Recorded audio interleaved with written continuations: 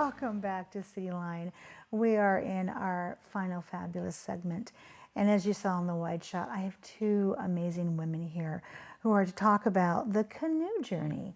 And they will look very familiar to you because they were just in our Tacoma City Council chambers with a proclamation.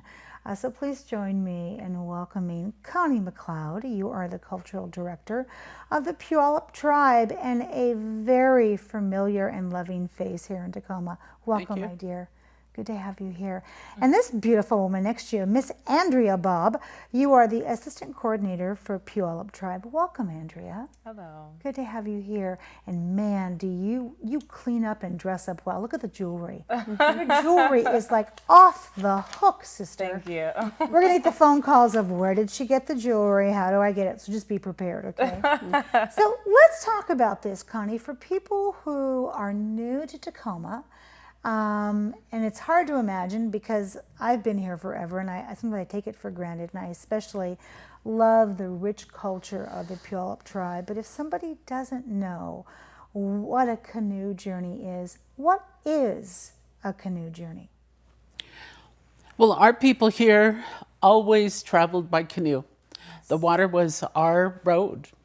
Everywhere we went was by canoe. So we have had relationships with people across the Canadian border, on south into California. There are stories about canoes traveling across the Pacific Ocean. And so our people have always traveled by canoe. So in the Washington State Bicentennial celebration, the late Emmett Oliver was able to receive a tree, a cedar tree, and carved a canoe. And it began with the Paddle to Seattle. And there came the Paddle to Bella Bella. And so the canoes have been on the water every year since 1989. Wow, since 1989. How many canoes are there? How many canoes? So did it start out with just one canoe, and now? Now there's many. Now there's many. This year we are expecting over 120 canoes to arrive here. They're traveling there's a canoe that came here from Alaska. Mm-hmm. There are canoes that have traveled down the Columbia River. Mm-hmm. We have canoes that have left the Pacific Ocean, and now this morning have left Nia Bay coming to Puyallup. Oh my gosh, that is incredible.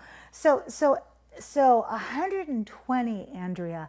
How do you get your head around that many canoes? Well, we have traveled on Canoe Journey. I've traveled with the Puyallup Canoe family.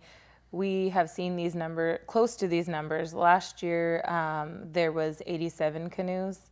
But this year we're expecting a whole lot more. A lot of people and a lot of tribes from Canada are really excited to come. We have 102 registered on our website. We know that not all of the tribes will register their canoes, so we are guesstimating about 120 canoes to come. That is so impressive. And you mentioned, as what Connie did, as far as Nia Bay. Is that the farthest they come? No, they're coming from Ahousaht, which is the western side of Vancouver Island. Oh my. Still north of Tofino, so it's an island off of West Coast Vancouver Island, and it's a very remote, isolated village.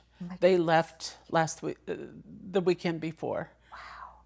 Okay, so this is a side question, but when I think about being in that canoe, how long does it take to get here? From, let's say, the Ahousaht canoe will be on the water for about 2 weeks. My goodness. Okay, and so there's planned stops along the way. How many people are in that canoe? It varies, but it's probably 8 to 12. My goodness. Wow. And you have a support boat traveling with you, so you have support paddlers, but you also travel with a support boat for safety. Absolutely. I was going to say, what kind of safety out there do you have in case of inclement weather, or somebody gets hurt, or somebody falls ill? Andrea, have you canoed? Yes, I have. Me and my son have. Another thing is we have live tracking, so you can go on our website and see the canoes. A few of them have GPS tracking. So on our website, on the canoe tracking under maps, you can see the canoes. They're already on their way here. Oh, that is so fabulous. Yeah. I love that. I mean, that is when technology is at its finest. When you can log on and look at that and look at the canoe and look at the people. So when they arrive, you're like, I saw you, I watched you. Speaking of that, when do the canoes start arriving from start to finish? They'll start arriving here in Tacoma for a soft landing on July 27th. Okay. Canoes will arrive at Dash Point State Park. They'll overnight there, and they'll come to our landing site on the Hylobos Waterway on July 28th for the welcoming ceremony, where we will welcome over 120 canoes to our territory. So each one will be greeted and will be accepted into our territory as our guest. Oh, I love that. Okay, so I'm not going to let you off the hook that easy because I watched you do a welcoming prayer, and I'm going to call it a chant when we had Tall Ships here. So tell us what they're going to get as that welcoming, Connie. What happens? Well, they'll be greeted by our canoe family with songs.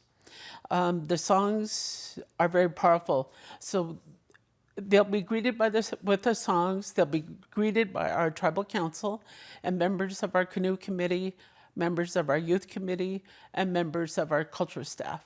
Then each canoe will respond to us also with their songs and with their greeting.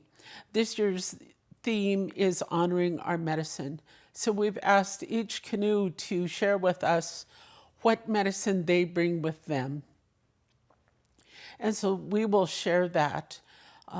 Many times when canoes are traveling, the songs that they sing will be family songs.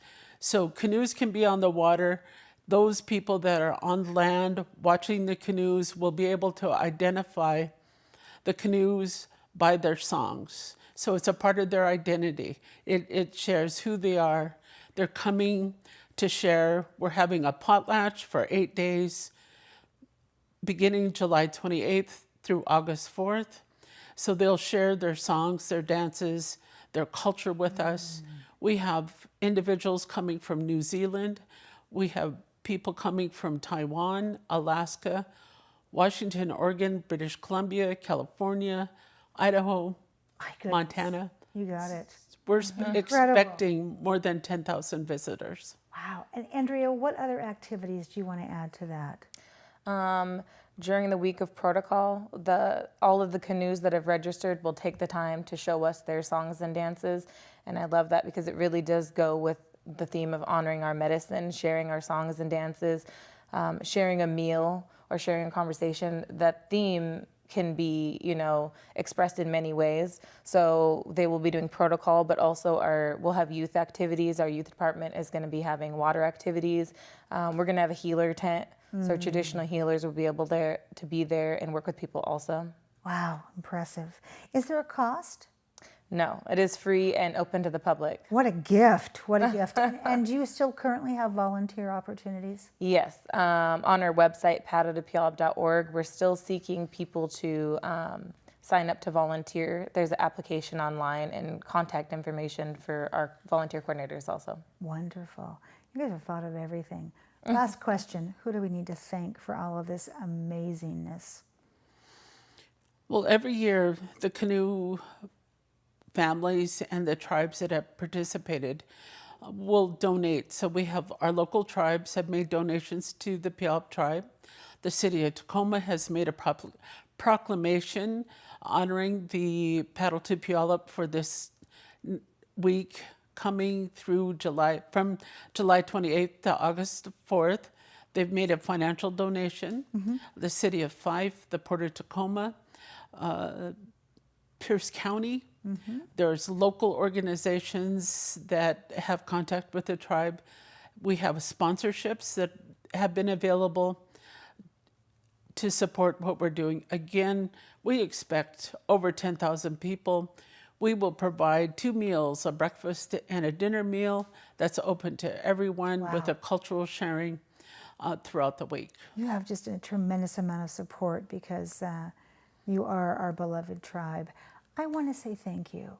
It doesn't seem really adequate enough for what you have brought together and what you continue to honor and how you continue to educate us, to remember our past, to never forget it, and to move forward with the newness, but also with the sage and the wisdom that you bring with you. So thank you so much for all that you do, for being here today, and for all of the tribes that you represent. It is such a gift, and I hope it continues for years and years to come. So thank you so much.